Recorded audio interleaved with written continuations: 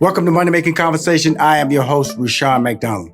My next guest, he's a CEO, he's an entrepreneur, and more importantly, he's an industry decision maker. That's a person, a change maker. My next guest is Xavier Peoples. He's a private wealth advisor at Capital Group Private Client Services. Xavier works directly with high net worth individuals and families to create customized plans for protecting and growing their wealth. He has been recognized by Black Enterprise 100 Modern Man and Atlanta Voice 50 Under 50. Today, he is the founder of HBCU Change, focused on raising $1 billion for HBCUs over 5 years. HBCU Change is a Black-owned app that rounds your purchase to the next dollar and donates the change to your historical Black college or university, which is an HBCU of your choice. Please welcome to Money Making Conversations. He didn't ever attend an HBCU, but he's like me. I did not attend an HBCU, but my passion and my uplift is about creating change. Please welcome to Money Making Conversation, Xavier Peoples. Glad to be here today. You sporting the support. You got the HBCU cap on, man. I swear you must have went to like FAMU, or Morehouse, or Howard, or Tennessee State, or Jackson State, Mississippi Valley State, Grambling, Prairie View. Oh man, Texas Southern. I can run out of names. There's 104 of them, but I know them all. How about you? Can we do like a HBCU? Tim, you name HBCU, I name HBCU. Then we see who PWI attendee run out of schools. How you doing, sir? I'm doing awesome. How are you doing today? Well, great, man. I'm great because I'm talking to an individual who's trying to create change. 2020 was a even before she was announced as a vice president elect by Joe Biden. HBCUs came to the forefront of acknowledgement by a lot of large donations from a lot of wealthy people in 2020 during the pandemic. What's your take on that, Xavier? What I'll say is the big donations are good, and we applaud the big donations again and again and again. And I will tell you, most schools would applaud big donations as well. But there are a couple of things that I need to point out. Number one, those big donations seem to go to the same 5 to 10 schools over and over again. Mm-hmm. And a lot of the mid-sized to small-sized schools that are in really need of those donations that are at the highest risk of closing, they really never get those donations mm-hmm. at all. So that's one point that I want to make. Mm-hmm. Number two, if you talk to those institutions that receive those big donations, oftentimes those big donations fill an immediate need and close an immediate gap. Mm-hmm. And then the next year, they still need those big donations to come on in again mm-hmm. to keep the operational budget going and keep the school going as a whole. And so what HBCU Change is, it gives schools consistent donations on a daily basis that will be the foundation of that school's operational budget to keep their doors open day in and day out. That's what this is all about. And I agree with you, but like the United Negro College Fund, there's 104 HBCUs that are accredited. There's 3 more that are unaccredited, which will get you up to 107. Yep. Okay, but like the United Negro College Fund, I think it represents like 37 of the HBCU schools. I know it's no more than 40. So yes. There's over 60 schools that are not getting any opportunity from any donations that are made to the United Negro College Fund. A lot of people don't know that unless you go to the website. They don't publicly say, hey, give you money, but only a few schools are going to get it. And this is about trying to spread the wealth, as we all talk about within the Black community, trying to give everybody a shot at being successful. What brought this concept to you? But before we even get to that, let's talk about your background. Okay, now you went to undergraduate. I think you said the University of West Georgia. Yes. And then undergraduate at University of West Georgia, mm-hmm. Born and raised here in the city of Atlanta. And so as you can imagine with the historic HBCUs here in Atlanta, they're very close in proximity to me, but then more importantly, they're very near and dear to my heart. My dad, he attended Savannah State University. My wife attended Spelman. My sister-in-law attended Spelman. And so I'm surrounded by HBCU grads day in and day out. Okay, so you're Spelman, I know they're looking at you. Savannah State, Mr. I know you got a scholarship, Mr. Athlete, went on down there, played a little football, but then you came and you went to Cal. Now I'm having fun with this because, see, I went to the University of Houston. And I've done many campaigns with Stephen A. Smith, got to be the brand ambassador for HBCU Week, for Ashley Christopher's Foundation. We've done 2 big events on ESPN where we raised, students have been awarded over $11 million in scholarships. Over 2,000 have been registered on the spot. So it's about passion. It's about belief. It's not about, and this interview is more about letting everybody know that if you didn't go, don't feel there's a need not to be a part of change, a part of opportunity. That's what this interview is about, because you and I both know we never attended and we're very familiar with, hey, I went to University of Houston. Texas Southern was in walking distance right down the street in the 3rd Ward.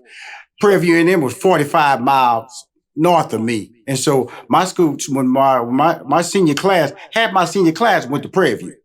Yeah. And so I'm very familiar with the HBCU brand, but at the time I wouldn't even say, I went to Southern University. I went to their freshman class induction ceremonies to be admitted as a freshman in Baton Rouge. So I experienced it. I didn't close on it, but that doesn't mean I can't continue to do my part to support it. And that's really what's driving you, correct? Absolutely. Because at the end of the day, when I was coming out of high school, I actually wanted to go to Morehouse, but I couldn't afford to go to Morehouse. And so there wasn't any scholarships or anything like that I could find at that time that made it affordable and made financial sense for me to go to Morehouse. But obviously, athletics played a part into what drove me to another school. But I think if those financial opportunities were there, I would have gone to Morehouse. So that's one thing. I know you asked another question earlier about my background and kind of how that relates to HBCU Change and how we got here today. Well, the way this actually started was my company, Capital Group, largest active money manager in the world, and we manage literally billions of dollars for institutions of higher learning, their endowments and foundation. And so we're sitting in a conference room one day, and I just asked a simple question. I said, how many historically Black colleges and universities endowments do we manage? Because they can truly benefit from the relationships, the resources, and the research that we provide these other institutions of higher learning. And to my surprise, the answer was 0. So I got on a plane, went all over the country just to talk to HBCUs about who we are, what we could do for them, how we could truly help them. And they all stopped me in my tracks and said this. They said, hey, the research, the resources that you can provide, that's great. But we have an issue getting our alumni to consistently give back to the institution. If we can solve for that, then we can take advantage of this stuff that you're talking about today. And so I came home and it quickly went from my daytime job to a passion of mine. And I said, let me figure out how I can help these schools out because they really need some help. I sent out a survey to 5,000 HBCU alum and I asked 2 simple questions. Why don't you give back to your school? Why don't you give back to your school on a consistent basis? And then to my surprise, the number one answer in that survey was, we don't give back because we've never been asked, followed by, we don't give back because we don't believe that we can give an amount that would have an impact on the school. And going back to your first question, I would like to say that, we hear about these big mega millionaires and billionaires writing these huge checks to HBCUs. I tend to believe that has a double-edged sword, and it plays on the psyche of the average alumni and the average supporter of an HBCU. And they believe that if they're not cutting the $1 million check or even the $1,000 check, that their $5, $10, or $20 a month isn't having an impact on the school. And so what HBCU Change wants to let everyone know that if we're all giving change on a monthly basis to our HBCU, those cents adds up to dollars, those dollars adds up to millions, and it can have a tremendous impact on each historically Black college and university in this country. It's really interesting how you're taking that, and to just point out another non-HBCU person who's out there shining a bright light is Chris Paul, NBA All-Star Chris Paul.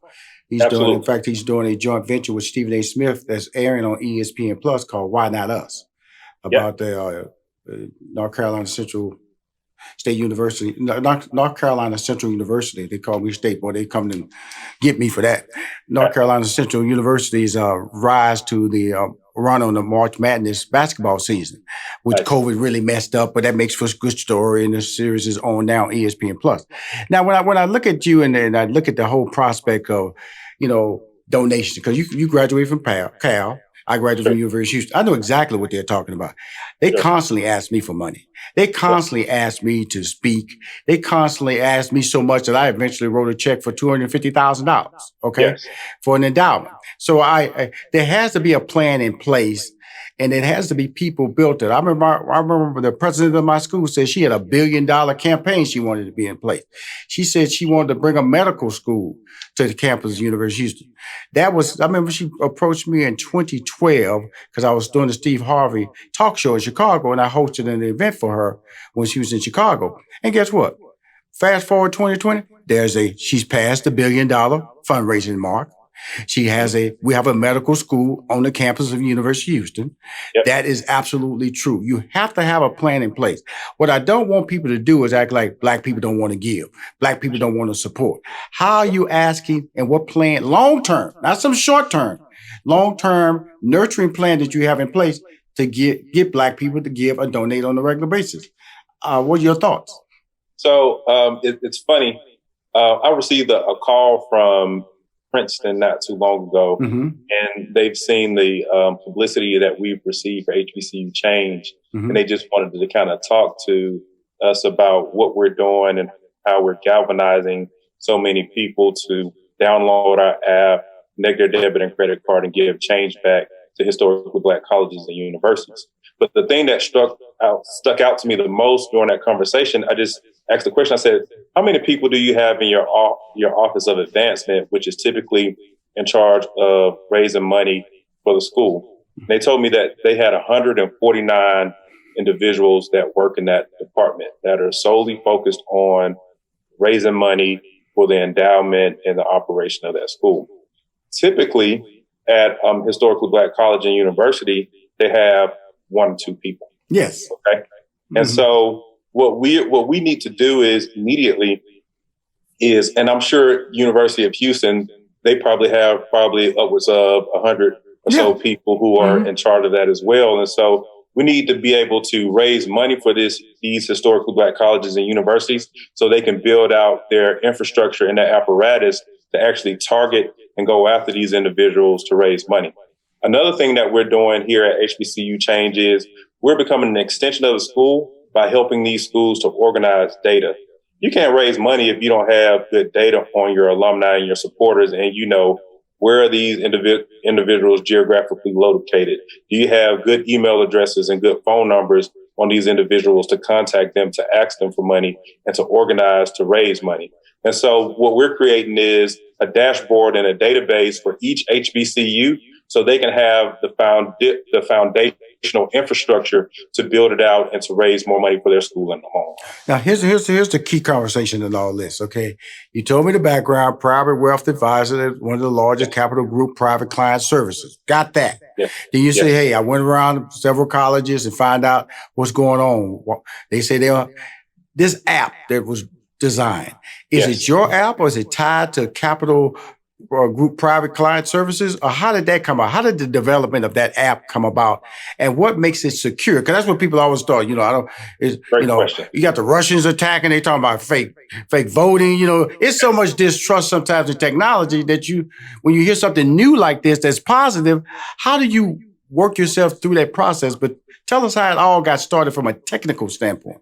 Absolutely. So no, this app does not have anything to do with Capital Group at all. This is solely an app that I've bootstrapped and financed out of my pocket. And I have a great team of 8 individuals around me who help to build out this app. Shout out to my guy, Troy Wilson, who is the actual developer of this app. Now, when it comes to security, we have 2 of the most secure platforms out there, the same platforms that you use for your online banking. We use for HBCU Change as well, and that is Plaid and Stripe. And so Plaid and Stripe are the most secure platforms out there when it comes to cybersecurity, particularly in financial technology. And our app is just secure as your online banking. That's how we pretty much describe it when we're talking to the end user. Right, and that's important, the end user. So one uses this. So now we're getting into the application part. Because you're saying that by using this, the change, it rounds it up. If you spend 45 cents is rounded up to $1, I'm assuming. And that 65, that 55 cents will be donated or go into an account or to the school of your choice. How does that work there? Yeah, so great question. Again, you're right. You buy a cup of coffee for $3.50, right? Mm-hmm. So we round that transactions up to $4. Mm-hmm. That 50 cents goes to the HBCU of your choice. So you will go in and you will link your debit and or your credit card to the app. And basically every transaction that you have, we're rounding every one of those transactions up to the nearest dollar.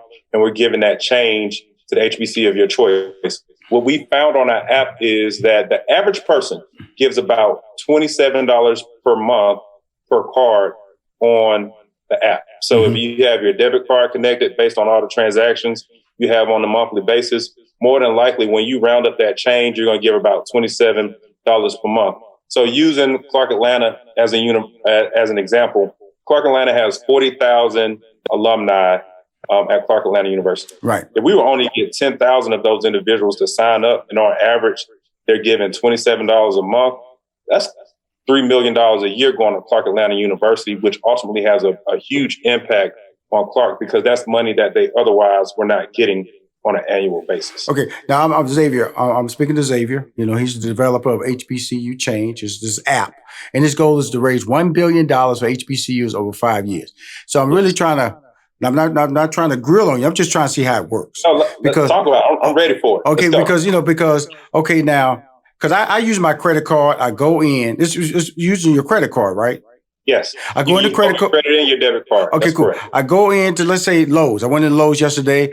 I bought some plants. I paid for my plants.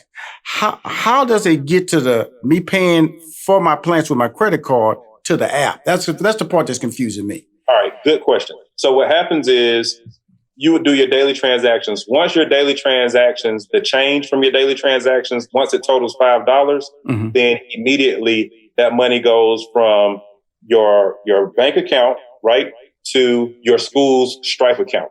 Okay. Right.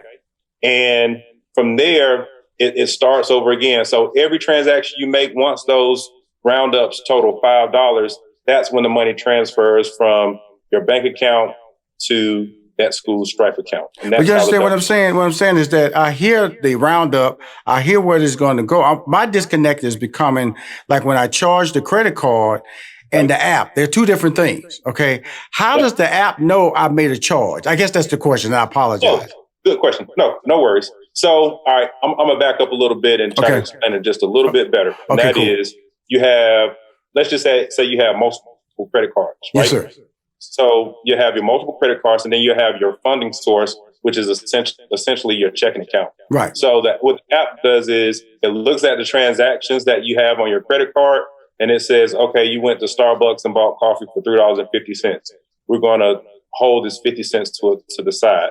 You went to Lowe's and you bought a flashlight for $27.75. We're going to hold this 25 cents to the side. And then once all of those transactions total $5, then it triggers for that $5 to move from your checking account to your school Stripe account. So if you wanted to support Texas Southern, for an example, it goes from your checking account to Texas Southern's Stripe account, and then Texas Southern takes possession of that $5.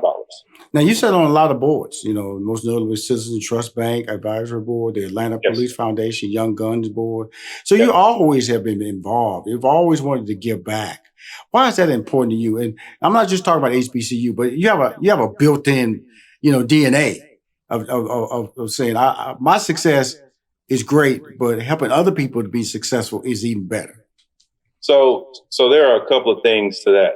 Number one, when you see issues in your community, you know, a lot of times you just have to ask the simple question, what are you going to do about it? And the best way to contribute to being a part of the solution is just being a part of the solution and getting involved on boards that makes decisions on the impact on your community day in and day out. So that's one.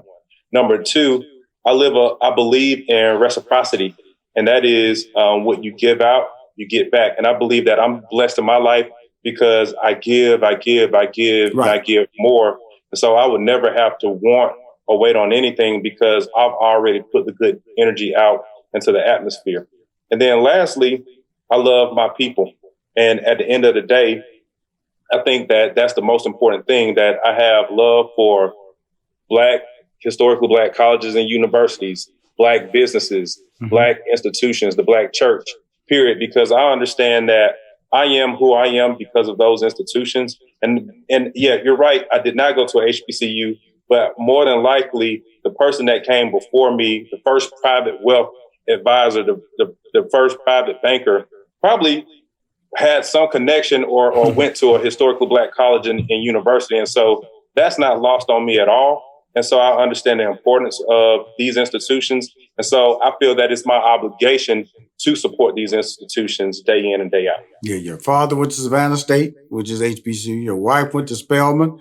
You know, you an HBCU Change has secured partnership with brands like Seagram's Gym, Watch the Yard for curated program. Tell us about that, and also your speaker series, Keys to Growth. Absolutely. So we'll start with Keys to Growth. Keys to Growth is beyond just raising money for HBCUs. We want to give the schools, the administration, the alumni and supporters good information that they can use. You know, it's one thing, the old saying that you can give someone a fish and they can eat for a day, but you can teach them how to fish and they can eat for a lifetime.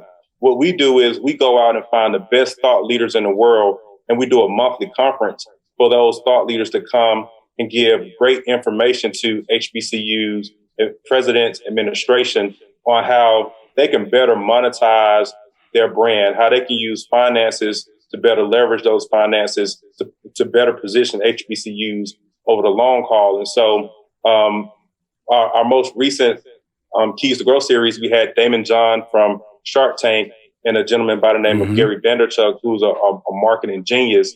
And he talked to HBCU presidents about using licensing to leverage their brands and to make money.